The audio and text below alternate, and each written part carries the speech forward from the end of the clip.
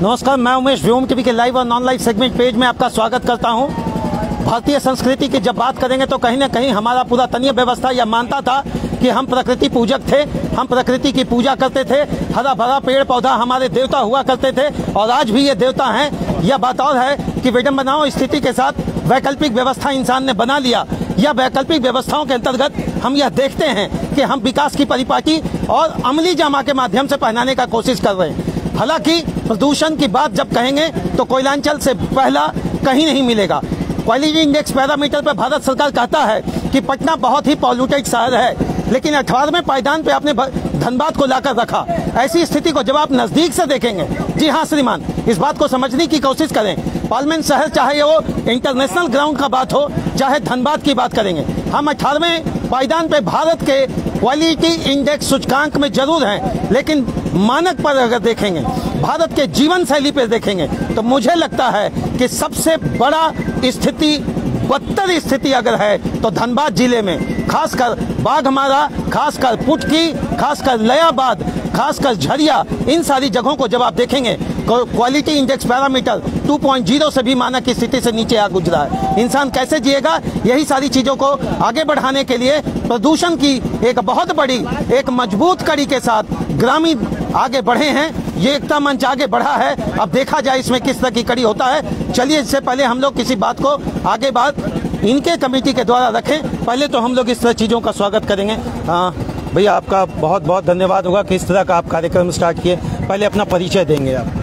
मैं रंजीत सिंह और बबलू सिंह ग्रामीण एकता मंच का केंद्रीय अध्यक्ष हूँ और पर्यावरण को लेकर हमारी संस्था आज से नहीं 2008 से लड़ रही है। और मतलब फिर खाना पूर्ति के लिए नहीं लड़ रही। माननीय उच्च न्यायालय में 4 जनहित याचिका भी प्रदूषण और पर्यावरण को लेकर 2 जनहित याचिका चल रही है। सबसे पहला जनहित याचिका आपने कब डाला? 2008 में किया। क्या उसके कुछ आगे पैनल बढ़ा है या अभी रुका हुआ? नहीं, वो ऑर्डर पास हो गया और हम आपसे निवेदन करेंगे कि अगर हम लोग चलते चलते सवाल करें तो 2 मिनट। अच्छा, हाँ, वो 8 से लगातार 4 साल चले। आप जितने ओबी डंप में ब्रिज देखते होंगे कोल बेरिंग एरिया में, उसी का देन है। माननीय उच्च न्यायालय के आदेश पे ये लोगों ने वृक्ष लगाया। विशेषज्ञ नहीं तो ये कह के निकल रहे थे कि ये फायर एरिया है, यहाँ वृक्ष नहीं हो सकते हैं। उस समय के चीफ जस्टिस भगवती प्रसाद थे, उन्होंने बोला कि हमने देहरादून में पहाड़ों पे पेड़ लगाया है, वहां से हायर करके 35 लाख में वैज्ञानिकों की टीम आई थी और उनके द्वारा बताकर टेक्निक से इस ब्रिज को लगाया गया। और एक तरफ लगा रहे हैं, फिर उसी ब्रिज को, इस स्थल पर 12,500 वृक्षों की कटाई हुई है,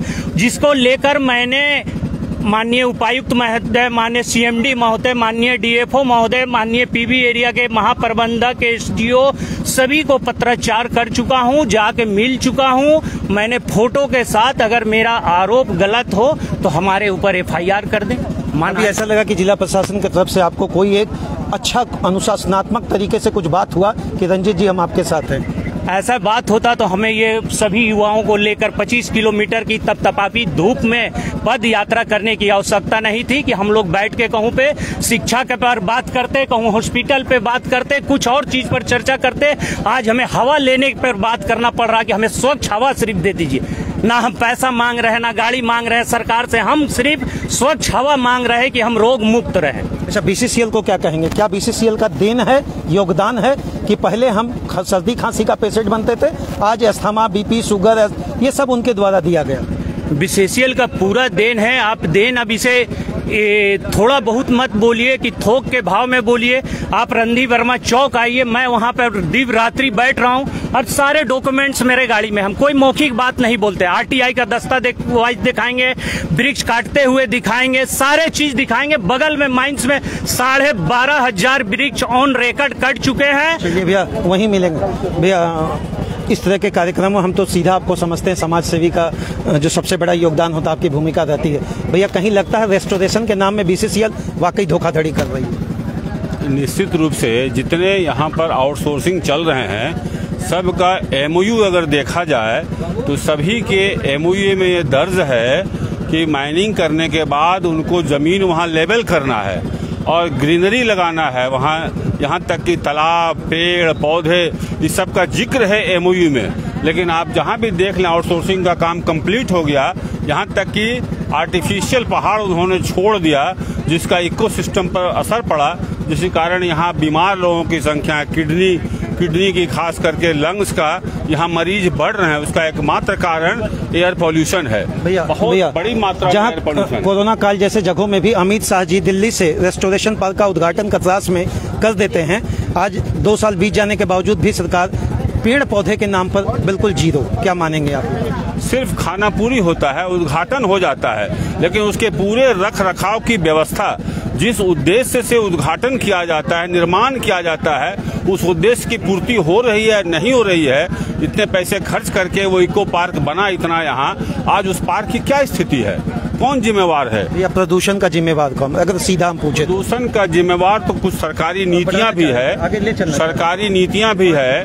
वक्त आ गया है कि इस दिशा में फिर से हमें सोचना चाहिए कि आउटसोर्सिंग से कोयला उत्खनन होना चाहिए या अंडरग्राउंड माइन से। मेरा अपना मत है कि अब यहाँ के लोगों को, जनजीवन को बचाना है, बच्चों को बचाना है और गर्भवती महिलाओं को बचाना है, शिशु को बचाना है, तो अंडरग्राउंड माइनिंग की ओर हमें लौटना होगा। जब तक ये आउटसोर्सिंग कंपनियां रहेगी, खुली खदान परियोजना रहेगी, तब तक ये पॉल्यूशन पर हम कंट्रोल नहीं कर सकते हैं। यह ध्रुव सत्य है। इसलिए 100 साल पहले भी माइनिंग था, यहाँ कोयला है, माइनिंग होगा।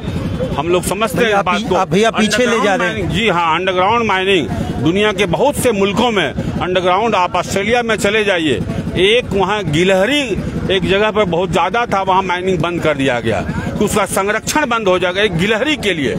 ये होती है सरकार की सोच। एक गिलहरी के लिए सोच रहा है और यहाँ मानव के लिए नहीं सोचा जा रहा है। इसलिए अंडरग्राउंड माइनिंग पर लौटना होगा, यही अंतिम विकल्प है। ठीक है, धन्यवाद। चूंकि आप भी पुनः आग्रह करेंगे वक्त हो जाए, कतार बंद होकर के अब यात्रा प्रारंभ होगी। प्रदूषण के खिलाफ यह एक जंग है।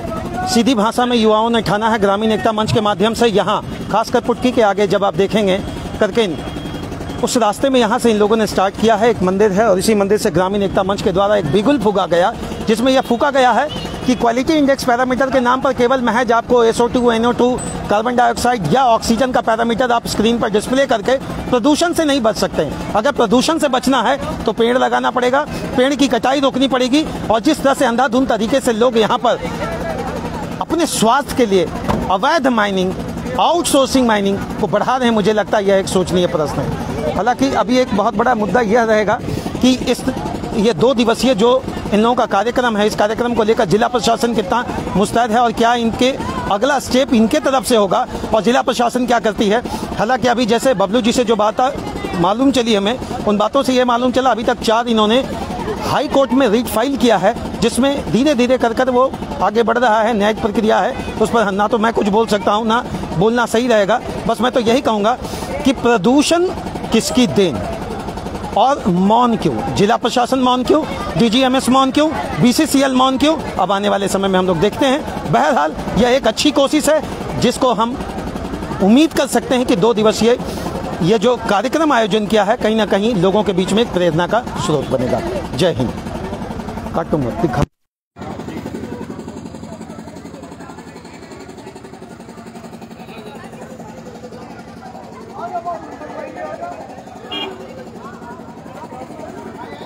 बाबू लोग इधर आ जाओ।